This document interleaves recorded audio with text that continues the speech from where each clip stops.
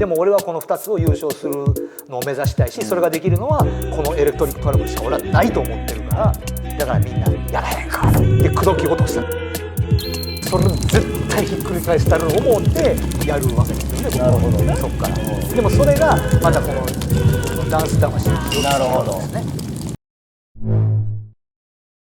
ボリューム10では、はい、エレクトリックトラブルとして、はい、またチャレンジして優勝する。その時にドミが入る。ここの経緯を教えて。これは多分ドミニク大先生の回でも話してたとは思うんですけども、ボリューム6で優勝したデフというチームを解散することになりまして、USJ のカウントダウンパーティーですよね。あの時のそのヒップホップパートにドミが一緒にいてたんですよね。そこで結構いろいろ話すようになったんですよね。あれきっかけなんですよ。デフの解散した経緯とか話を聞いてるうちにいろいろこうやってまあね、なんかあったけどせっかくやし一緒にやってみようかみたいな話で、そこから僕とドミでユニットみたいなんでちょっとだけやるんですよ。もうレッキンクルオーケストラ結成の話とかもいろいろこう進んでいきつつ、でそれと同時にエレクトリックトラブルにまあドミニク一緒にやらないかみたいな話も同時に進んでいくんですね。うわー、なんか面白い。ユニバなんや。俺が MC やってね。フューチャーショックですよ。フューチャーショックっていう名前でいろんなダンサー集めて、ユニバのいわゆるニューヨークエリア、関西のトップダンサー総出演ぐらいで。そうですそうです。オールドスクールニュースクールも全てうわーカウントダウンまさしダンスパーティーですよ。何万人っていう人が目の前におってめちゃくちゃ高台から「よっしゃお前ら行くぞフューチャーショック!」めちゃくちゃ気持ちよかった。ドミはエレクトリックトラブルにも入ることになって、10周年という思いが僕らだけじゃなくて、あの時ディライトに出てたみんなの思いがあそこに集まったじゃないですか。みんなでとにかく盛り上げようっていうので、みんなでよっていう声がドミに声かけて「はい、ジャパン行こうぜ一緒に」ドミは今でもその時にこうやって声をかけてくれたことが、だ僕がさっきボン君と翔ちゃんに感謝してるみたいな感じで、まあドミも思ってくれてるんで、やつの場合は腐れへんぐらいの感じでずっと一緒にいるんで嬉しいですけどね。だからそういう思いを持ってくれたのがめっちゃ練習しましたね。さすがにあの時は優勝しないといけない、優勝を期待されてるプレッシャーみたいなこととの戦いでしたけどね。最初は1週間前ぐらいまで来ると気持ちが若い時に戻るというか、純粋に自分たちがこうしたいああしたい勝ちたいみたいなボリューム4の時であったような、その思いまでに戻れたあの練習がやっぱ思い出ですよね。あの時以上に頑張ったことはないと思えるぐらいやったんじゃないですかね。もう夏潰して20代後半になってそんなことをやるとも思ってなかった、おっさんの青春というのがあの時に始まった。まだまだ俺らはこの思いのままやれていけるんや。ドミに話聞いて、はい、踊って絶対優勝って思ったって言ってたけど、横井も同じく思いましたね。ラストシュート打った瞬間、ニャンニャンニャンニャンニャーンの瞬間に優勝優勝これやって思えるぐらいやりきったって人生でもやっぱなかなかないじゃないですか。4人ともゾーンに入ってた感じ。多分そうやと思います。ボン君と翔ちゃんに聞いてもそうやって言うんじゃないですかね。おそらくあの時は。この前カイトで、カイトもホーマーで優勝してからもう3人で一緒にゾーン入ったって言ってたから。ああ、多分そういうのやっぱあると思います。やっぱりもうジャパンチャンピオンになるってそういうことなんやろね。自分らのパワープラスゾーンに入った増幅されて勝つみたいな。だってボリューム5の時そんな何もなかったですもん。ダメゾーンに入ってる。ブラックホールみたいなところに引きずり込まれていってましたからね。いやボリューム4の時もそうですし、もうボリューム10もそうですけども、自分たちのダンスっていうよりはそのもう空気全体を覚えてます。あの瞬間の空気みたいなものね、おっさんがずっと青春をかけれる場所でもあるんですけど、やっぱそれよりも若い世代の新しい波がもっともっとこれをきっかけに出てきてほしいっていう思いの方がもしかしたら強かったかもしれないですね。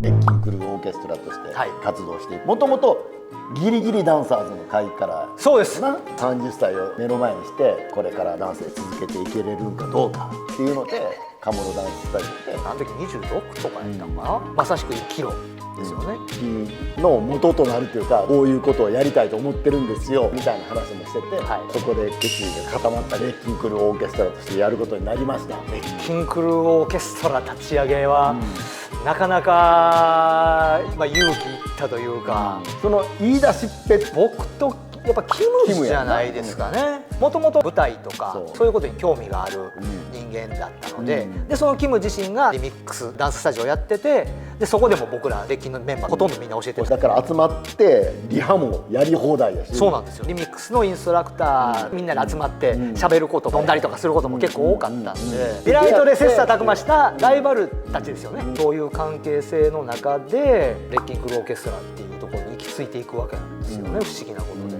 その命名は横井がしたの。僕が命名しました。はい。さっき言ったもうリンクを見て音を奏でる。いやもうオーケストラはまさしくそうですよね。レッキンクルオーケストラのメンバー自体がそれぞれそういうものに特化したメンバーであることは間違いなので、いろんな音色を出すっていうことやから。まさしくそうですね。だからオーケストラのふさわしいんじゃないかな。なるほどなるほど。あとはもうレッキンクルは僕らのスローガンじゃないですけども、破壊と創造っていうもうその名の通りですね。ゲームの名前ですけどね。レッキンクルっていう。なるほどなるほど。第1回公演 ID をやるわけやん。2003年僕らがジャパンダンスライドボリューム10を優勝したその冬ですね。どうやってやってみて。いやもうほんま死ぬか思いましたまあ死にそうやったけど。死んでましたよね、ほとんど。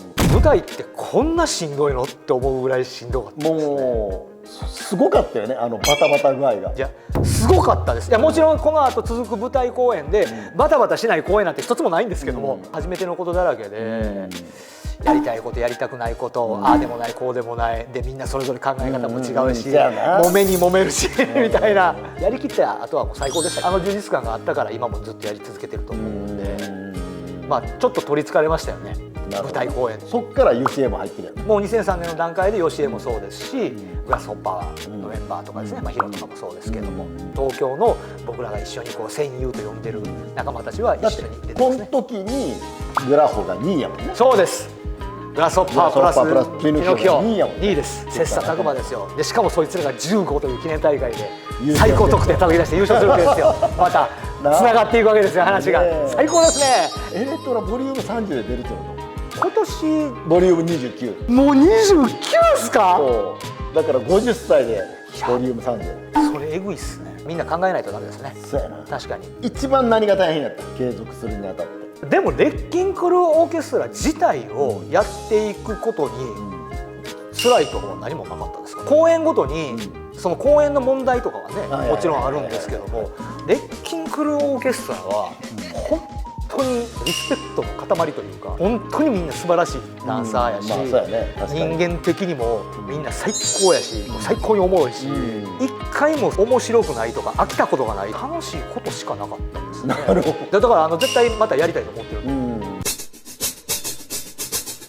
そのレッキンの公演の中のフェイキスト EL のパートが生まれる、大ブレイクして、今 EL スクワットでフランス公演ね行ったりとかいろいろ大活躍やねんけど、フェイキストの時はどういう立ち位置やったの？その EL は。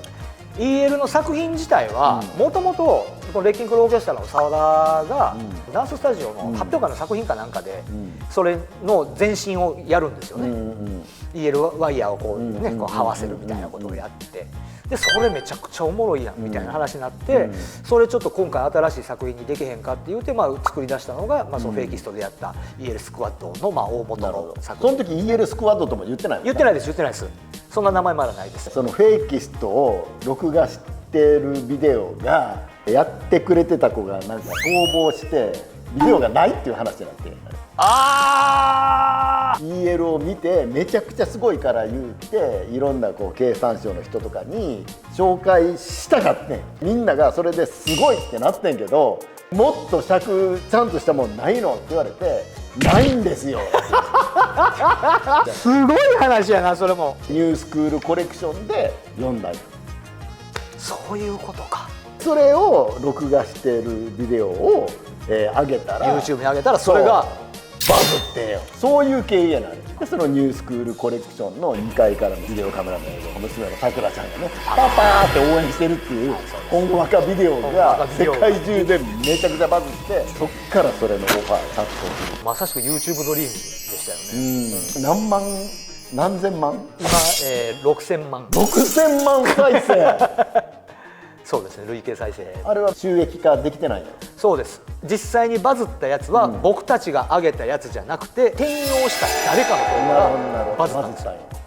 なのでお金が入ってるのはその人に全部入ってます。まあでもものすごいプロモーションなんで全然どうぞどうぞ。今でこそ YouTuber みたいなことがあって、YouTube がどういう可能性を秘めてるかみたいなことはありますけども、ちょっとなんかもう鳥肌立つ感じでしたね。次の日朝起きたらえぐい数になってて、1ヶ月後ぐらいには海外からオファーがバンバン入ってくるようになるんですよね。もうほんまに YouTube ドリームズの仕事だけじゃなくてあらゆるメディアに一気に呼ばれるような。だって CM もね、そうですね、エクスペリアとかもエクスペリアの CM もすぐでしたね。フランスで公演やらないかみたいな話になるんですよね。会社とソニーが共同経営をしつつ、レッキンクルオーケストラを売り出していこうっていう話が出てくるんです。ツアーに行くか日本で頑張るか、結果まあいろいろ話しながら、そのレッキンでソニーと一緒にやっていくっていう話に一旦そこでなるんですよね。ソニーさんと一緒にやらせてもらったドゥードリンという公演が、レッキンとしても、これが最後の、大勝負だろうというような感じで、メンバーのみんなも認識をしてやることになるんですね。六本木のあの会場でやったブルーシアターでやった2014年ですね。それをやって自分たちが思い描くところ、ウィザーズ的にもレッキン的にもそしてソニー的にもところまでにはこう至らないという結果になって、ウィザーズとソニーの共同経営もそれこそで終わることになり、レッキンとしての活動もメンバーたちが第三の岐路ですね、みんなにとっても。このままレッキンをやり続けるのか、自分たちの人生に必要なことをやっていくのかっていう岐路にこうみんながこう立たされているという。そこで一旦レッキンの活動をメインでやるっていうことは終了しようかと。その辺から僕は代表に移り変わったんですよ。レッキンの活動がちょっとストップしたぐらいから、EL もやっていかないといけないけども、会社を立て直さないといけなかったりとか、自分の活動をちょっと制限しつつ、今度はその会社の方に尽力をしていく。EL ね、だって大活躍してるわけや。結構ギャラはいいんやろ。そんなことないですよ。一番最初に EL がそのバズった時に、いわゆる営業案件みたいなことが続いた時は、僕は EL バブルって呼んでますけども、もう1回に出演料が何百万みたいな時もあったわけや。バンバンねあるみたいな。やっぱ公演はそもそもかかってる経費のレベルが、フランス側の主催も今回の公演で回収しようなんて1ミリも思ってないというか、ライツ・イン・ザ・ダークっていう公演なんですけども、この公演はもう10年やり続けるっていうぐらいの、今回はツアーじゃなくてパリだけでやったんですけども、パリで71公演。パリだけなんや。パリでも同じ劇場じゃなくて、同じ劇場でやってたんや。そうなんです。同じ劇場で71回やったんですよ。3ヶ月ですね。じゃあほぼほぼ毎日。ほぼほぼ毎日です。それ大変やな。死ぬかもしれない。EL だけなんやね、それは。だけです。単体です。何分ぐらいの尺なの？70分。同じ演目やからそんなにリハとかもせえへんわけやろ。ただEL の大変なところで、スーツのメンテナンスすごいしないといけないんで、すぐ断線するからね。そうですそうです。ハンダーゴテの達人になるんやな。そうです。みんな達人です。ハンダの達人、ワイヤー達人、カシメル達人、もう達人だらけです。だからみんなその本番の5時間前とかにもう劇場入って全部そういうメンテナンスをして、ちゃんとつくか全部チェックして直して本番にちゃんと出れるようにやって2時間ぐらい前からアップやりだしてっていうのをもうルーティンワークとしてみんなずーっと毎日。じゃあもう大変やん。大変です本当に。何人ぐらいの劇場なの？1000です。おお素晴らしい。で結構いつも埋まってんので、最初のうち一旦わーっと入って11月ぐらいちょっと落ち着いて、また12月年末にかけてわーっと増えてみたいな。パリってなんか毎日500個ぐらい公演やってるらしくて、それの観客動員数ランキングみたいなのがあるんですって。すごいしっかりしてるな、そういうシステムがちゃんとしっかりあって、それで僕ら4位ができました。すごいよ。ありがたいことに。じゃあもうめっちゃ人気もんや。海外から来て、しかも初演でっていうのではかなり喜んでもらえた。マイカの会にね、横井とナトリした話が出てきてるんですけど、もう師匠横井とフォーエバーで踊れたっていうのに、横井にとってダンスとは何ですか？ダンスとは、